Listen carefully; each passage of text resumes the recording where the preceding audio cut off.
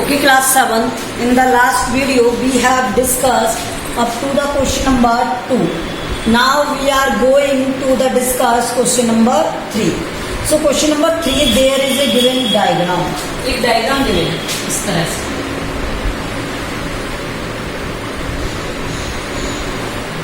Okay. And two lines are there, P and Q. ये एक line है P और एक लाइन है Q.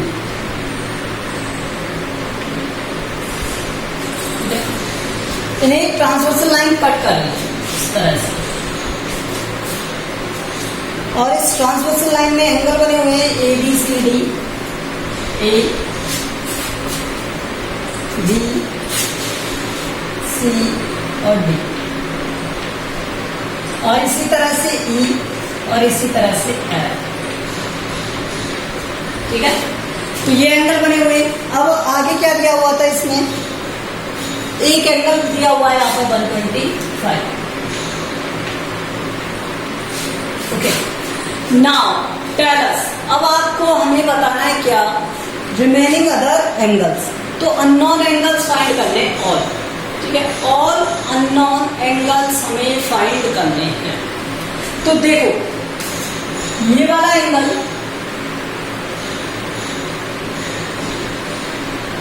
इस तरह से, तो जो एंगल एफ है वो ए के इक्वल है by the interior alternate angle से. लेकिन एक्सटीरियर अल्टरनेट एंगल से कौन सा वाला एंगल इक्वल है, ये वाला और ये वाला.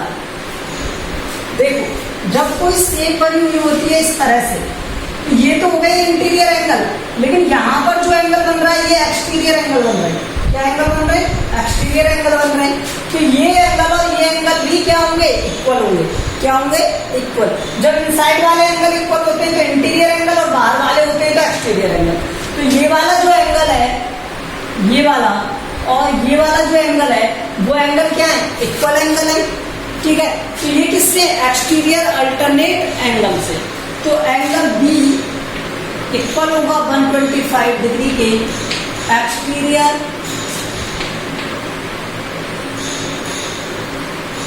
Alternate angle.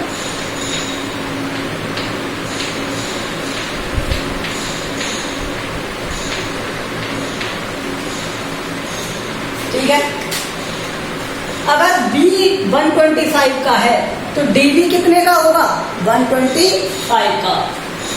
Angle D equal to angle B.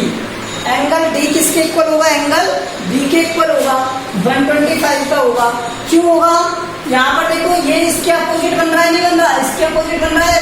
अगर ये इसके अपोजिट बन रहा है तो ये क्या होगा, alternate angle, sorry vertically opposite angle होगा. कौन सा एंगल, वर्टिकली अपोजिट एंगल. तो ये एंगल क्या हो गए, वर्टिकली अपोजिट एंगल.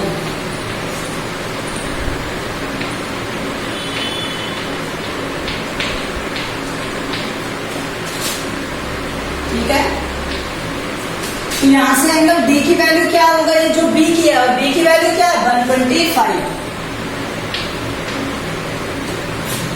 अब एक बात बताओ, angle B plus angle A linear pair angle बन रहे. एक लाइन दी हुई है, उसे इस तरह से क्रॉस किया हुआ है. मैंने आपको लास्ट वीडियो में बताया था कि ये दोनों एंगल का सम एक स्ट्रेट लाइन बना रहा है, मीन्स एक लीनियर पेयर एंगल हो गए. तो ये क्या हो गया, angle B plus angle A equal to 180 degree. एक स्ट्रेट लाइन बनाएंगे तो किसके इक्वल होगा, 180 डिग्री के. तो ये क्या हो जाएगा, लीनियर पेयर एंगल.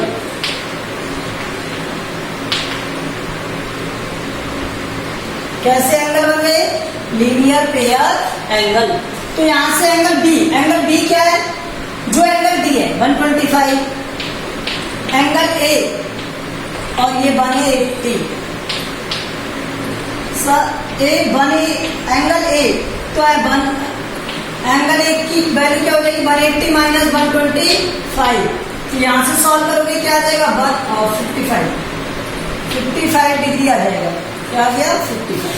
तो एंगल A क्या हो गया, 55 डिग्री हो गया. अगर एंगल A 55 डिग्री है तो इसके अपोजिट एंगल क्या बन रहा है, एंगल C बन रहा है. इसके अपोजिट एंगल क्या बन रहा है, C. तो angle C equal to angle A vertically opposite angle.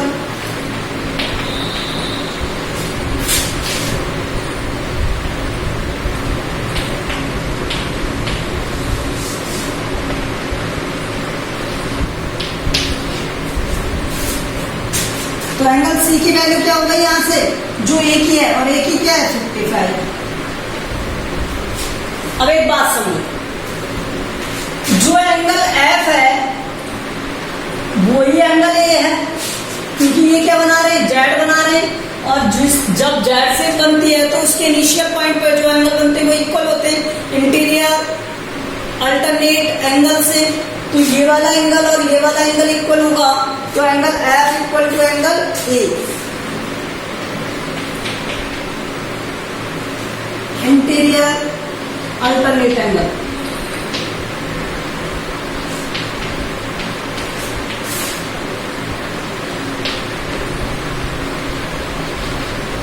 तो यहां से एंगल एफ क्या हो गया, जो ए की वैल्यू है, और ए की वैल्यू क्या है यहां से 55 डिग्री। मैं इरेज कर रहा हूं ऊपर से।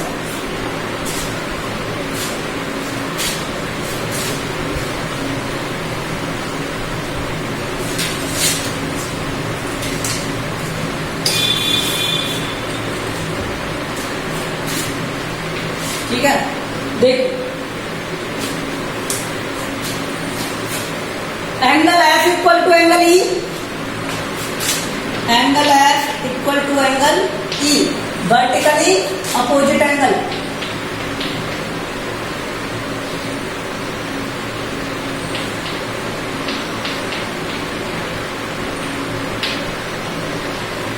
तो ये कैसे हो गए, वर्टिकली अपोजिट एंगल हो गए। तो एफ की वैल्यू क्या थी यहां से 55, तो एंगल ई की वैल्यू भी क्या हो जाएगी 55। समझ में आया? तो ये था इसका solution, all the angles of this diagram.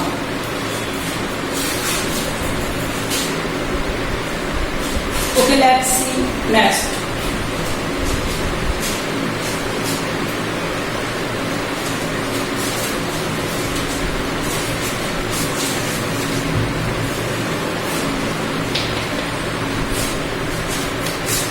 In the question 4 हमें क्या फाइंड करना है, वैल्यू ऑफ एक्स। क्या फाइंड करना है, वैल्यू ऑफ एक्स। ठीक है, देखो क्या गिवन है।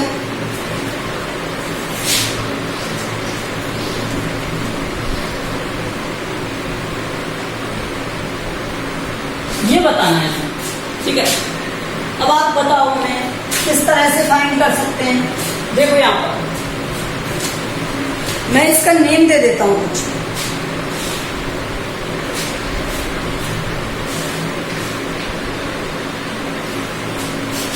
गिवन है क्या, L is parallel to M and T is transversal line, transversal line, ये हमें गिवन।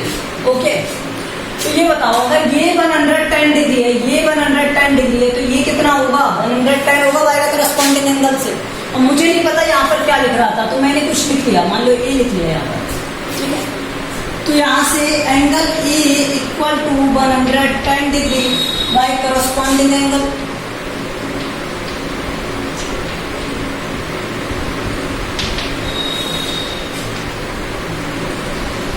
करस्पॉन्डिंग एंगल क्या होते हैं पता है ना, जो सेम साइड में बन रहे हो, एक जैसे हो। तो ये एंगल इस तरह से बन रहा है, ये भी एंगल इस तरह से बन रहा है, तो ये सेम एंगल है, तो ये करस्पॉन्डिंग एंगल है। ये दोनों एंगल क्या होंगे, इक्वल होंगे। ठीक है, तो ये एंगल और ये एंगल इक्वल हो गए, तो एंगल ए क्या हो गया 110।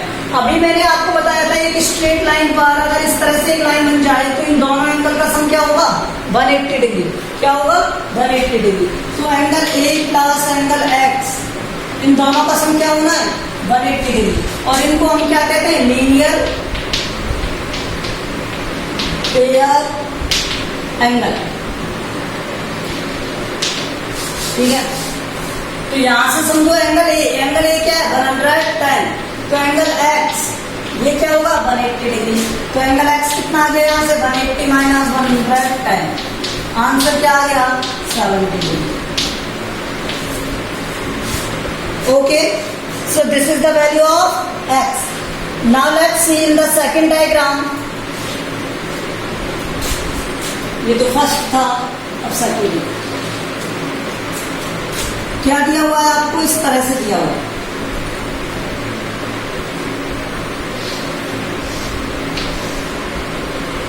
और इसमें बनाया हुआ है ये 100,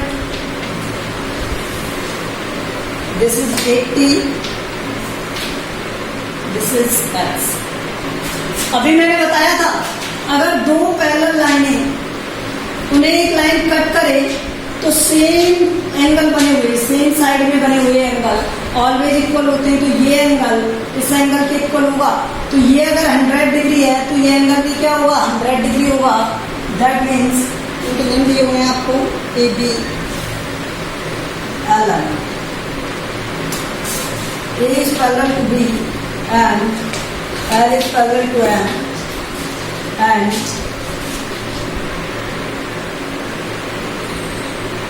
intersect each other.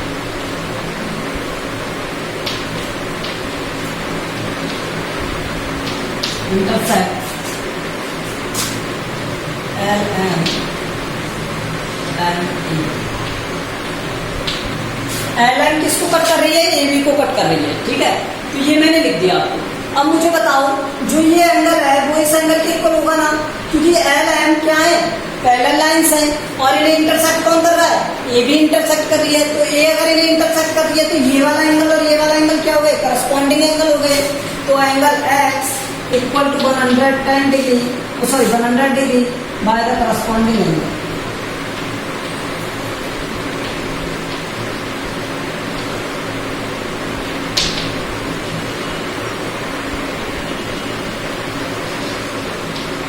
ठीक है।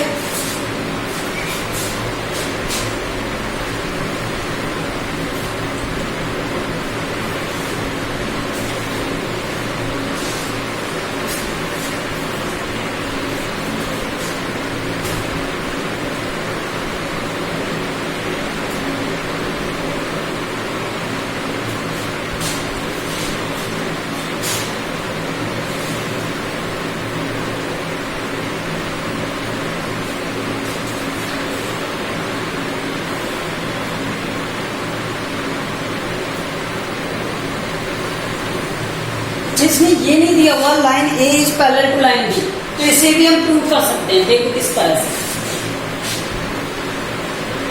क्वेश्चन ये भी हो सकता है कि अगर आपको ये बताना पड़ जाए कि लाइन ए लाइन बी के पैरेलल है कैसे, ठीक है। तो वो मैं करा देता हूँ, लिख लूँ यहाँ पर क्या होगा। देखो मान लो ये एक एंगल है बाई, ठीक है।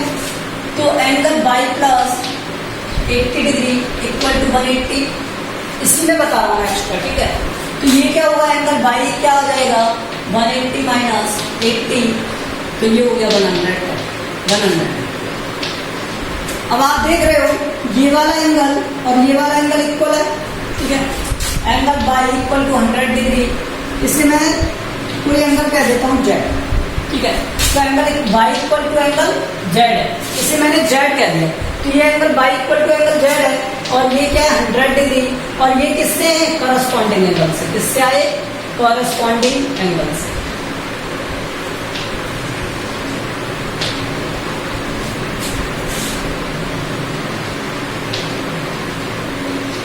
ये ठीक है। तो ये करस्पॉन्डिंग एंगल से क्या आ गए, दोनों इक्वल आ गए। अगर ये दोनों एंगल इक्वल है तो ये कंडीशन क्या होगी, एंगल जो लाइन ए है वो बी के पैरेलल होगी। So it is only possible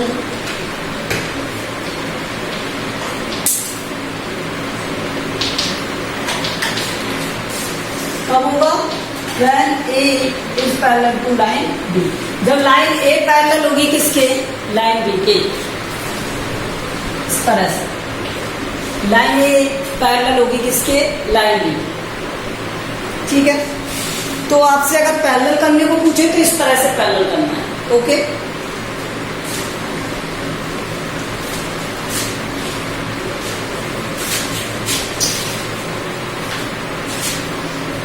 question number 5।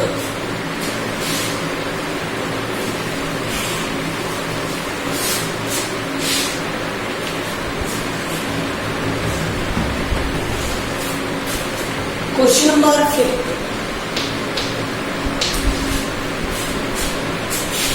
In the fifth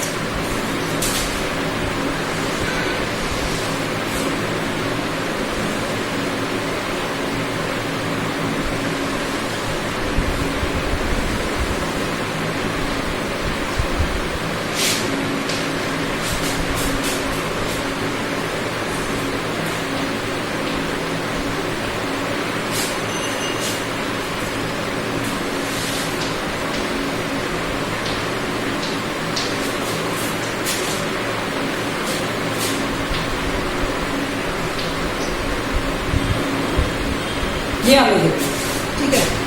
अब फाइंड क्या करना है हमें, एंगल ABC 70, तो फाइंड करो DGC। हमें कौन सा एंगल फाइंड करना है, ये वाला एंगल फाइंड करना है।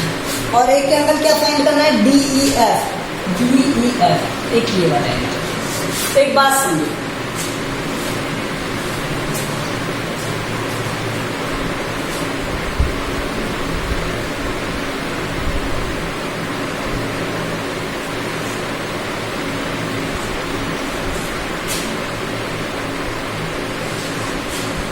देखो AB पैरेलल दी हुई है हमें किसके, इस B वाली लाइन के, ठीक है। AB इस पैरेलल, एंगल पैरेलल दिए हुए हैं, एंगल पैरेलल कब होंगे, जब उनकी लाइन और मेजरमेंट क्या हो, इक्वल, ठीक है। लाइन अगर पैरेलल होंगी तब क्या होगा, वो पैरेलल होंगे। तो ये वाली लाइन AB पैरेलल दी हुई है किसके, DE के, AB is parallel to DE, ठीक है। और हमें क्या दिया हुआ है, and BC is parallel to EF।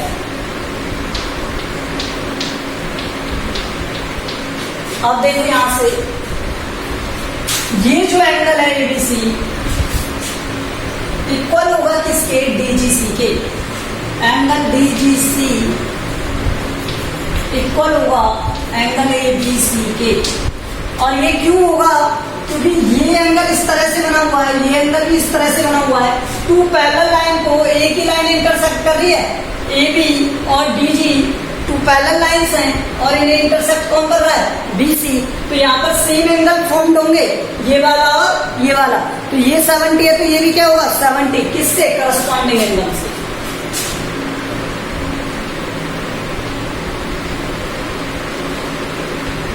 Corresponding angle,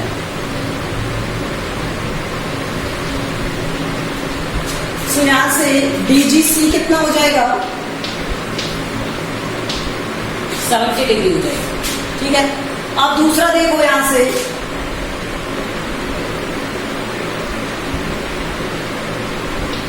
angle DEF equal to होगा किसके, एंगल DGC के। DEF इक्वल होगा DGC के, और DGC क्या है 70 डिग्री। रीजन क्या है यहाँ पर, कि करस्पॉन्डिंग एंगल है।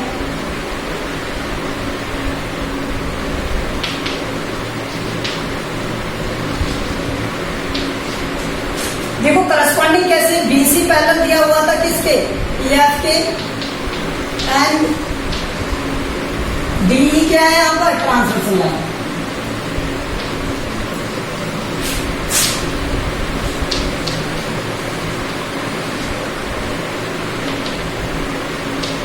ठीक है, तो दो पैरेलल लाइन को एक लाइन कट कर रही है ना, तो ये सेम एंगल फॉर्म करेगी इस वाली लाइन पर और इस वाली लाइन पर। हमेशा ध्यान रखो, दो पैरेलल लाइन को अगर एक लाइन कट करे तो ये वाला एंगल और ये वाला एंगल इक्वल होगा। तो देखो ये वाली लाइन और ये वाली लाइन पैरेलल लाइन है, इसे एक लाइन कट कर रही है, तो ये एंगल सेम हो गई, ठीक है। तो ये हो गया क्या, 70 डिग्री। तो ये हमें फाइंड करना था, और ये इसके रीजन देंगे। तो ये सॉल्यूशन हो गया question number 5। Question number 6,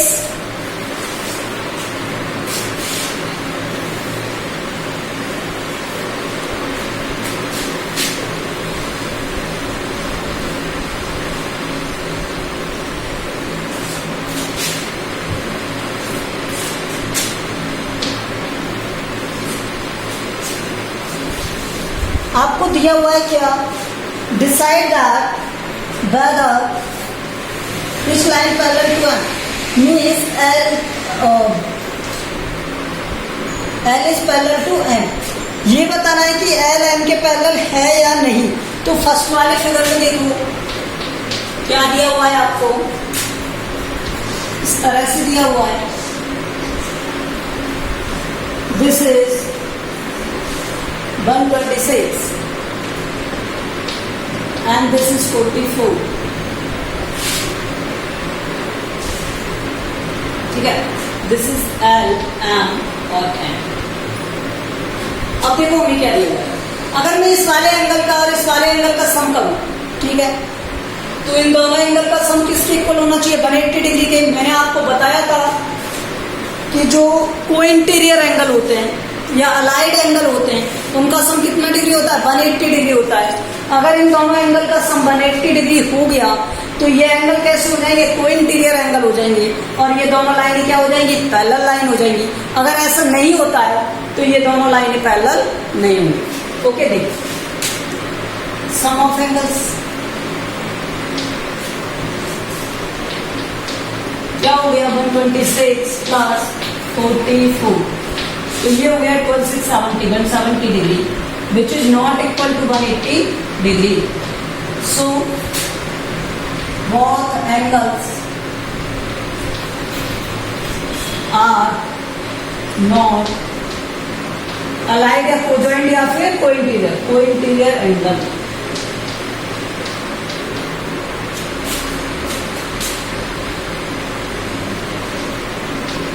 Hence, line A and B are not parallel.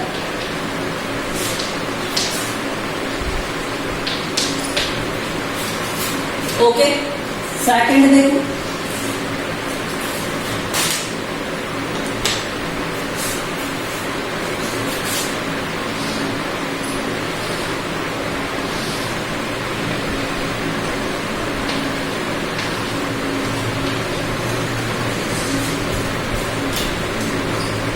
अगर ये 75 डिग्री है और ये 75 डिग्री है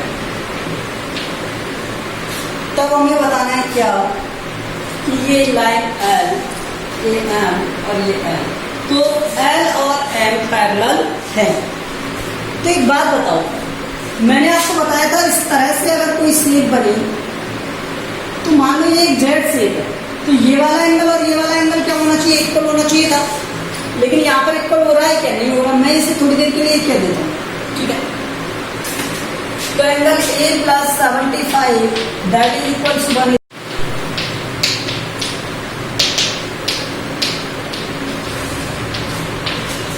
तो ये कितना हो गया यहाँ से? एंगल A 180 माइनस 75 105, ठीक है। तो इसकी वैल्यू क्या आ गई? 105। तो ये तो 105 का है और ये 75 का। क्या ये दोनों एंगल इक्वल है? नहीं है। इसे एंगल बी कहते हैं, ठीक है। तो angle A B is 75 degree.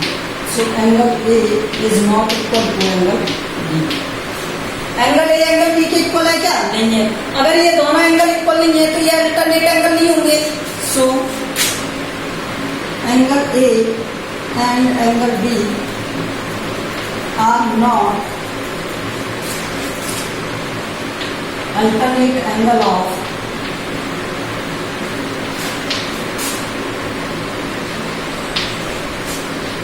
two parallel lines. Alternate angle of two parallel lines.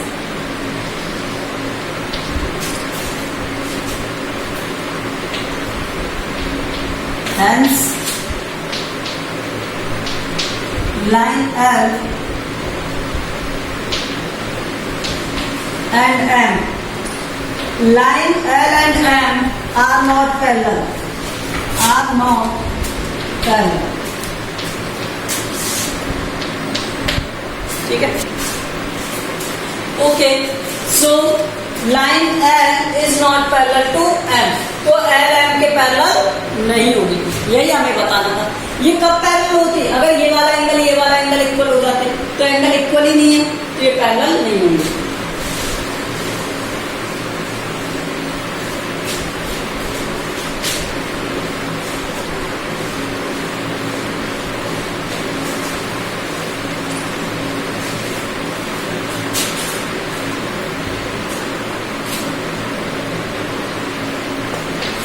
Third, two parallel lines are given and at here 57 and this is going to be now tell me that these angles, क्या ये ऐसे ही होंगे? देखो अगर मैं इसे angle A मान लूं तो ये कितने डिग्री का होगा? 57 का होगा। एंगल ए प्लस 123 180 डिग्री होना चाहिए लीनियर पेयर एंगल से। एक ही लाइन पर बन रहे हैं ना दोनों एंगल, लीनियर पेयर एंगल, ठीक है। तो बताओ एंगल ए इक्वल टू क्या होगा? 180 माइनस 123, यहां से क्या आ जाएगा? 57 डिग्री, ठीक है। तो अगर ये 57 है तो ये कितना हो गया? 57 हो गया। तो एंगल ए, और इसे अगर मैं एंगल बी कह दूं तो angle A equal to angle B. अब देखो यहाँ पर बी भी क्या है? 57 है। तो angle A equal to angle B, और दोनों एंगल क्या दिख रहे हैं मुझे? एक साइड में बन रहे हैं और दोनों लाइनों के द्वारा कट है, ठीक है। अगर ये दोनों लाइनों से कट हो रहे हैं तो इसलिए लाइनें कैसे होनी चाहिए? पैरेलल होनी चाहिए। Both angles are corresponding angles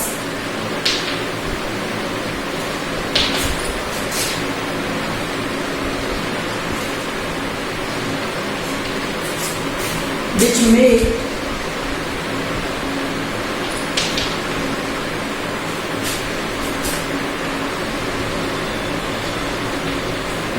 on the line L angle by transversal line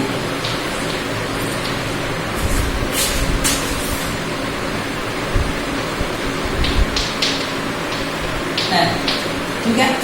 तो ये ट्रांसवर्सल लाइन L के द्वारा बने हुए L और M पर एंगल, अगर ये दोनों एंगल इक्वल है तो ये लाइनें एक दूसरे की क्या होनी चाहिए? पैरेलल।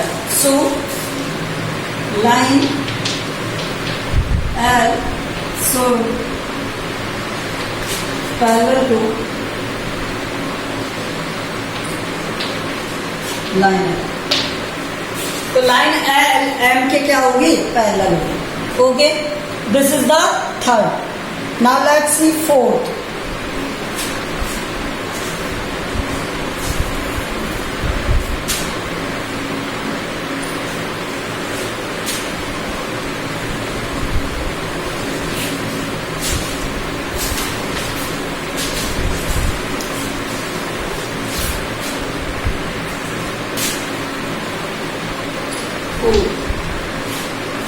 फोर्थ में आपको क्या दिया हुआ है? एक लाइन इस तरह से और इसे इस तरह से और इस तरह से कट किया हुआ, ठीक है। और ये लाइन हो गई इस तरह से, ये हो गया 98।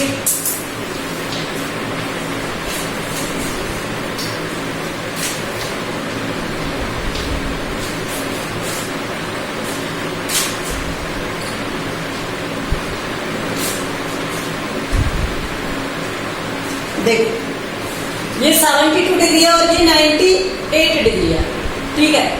तो अगर मैं ये वाला एंगल फाइंड कर लूं तो ये मुझे पता चल जाएगा कितने का है। चलो इसे फाइंड करते हैं। मान लो मैंने इसे ए कह दिया और इसे एंगल बी कह दिया, तो एंगल ए प्लस 98 और ये हो गया कितना? 180 डिग्री, ठीक है। तो यहां से एंगल ए की वैल्यू कितनी आ जाएगी? 180 माइनस 98, और ये कितना आ गया? 72 डिग्री आ गया। कितना आ गया? 1 मिनट,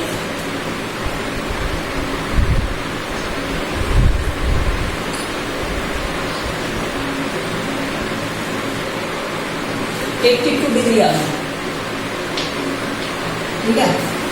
एंगल तो क्या एंगल ए एंगल बी के इक्वल है? Angle A not equal to angle B, because angle B कितना दिया हुआ है हमें? 72 डिग्री। अगर एंगल ए एंगल बी के इक्वल नहीं है तो ये दोनों एंगल कैसे नहीं है? करस्पॉन्डिंग नहीं है। So angle A and angle B are not corresponding angle.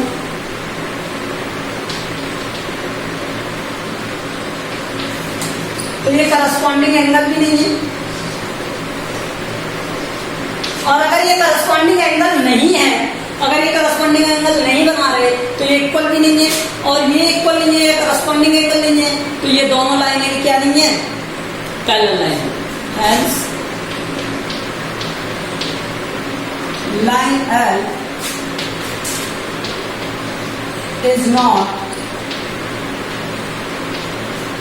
parallel to line, तो L M के पैरेलल भी नहीं हो। Okay, so we have completed this exercise. In the next video we will do some next type of questions. Okay, other questions.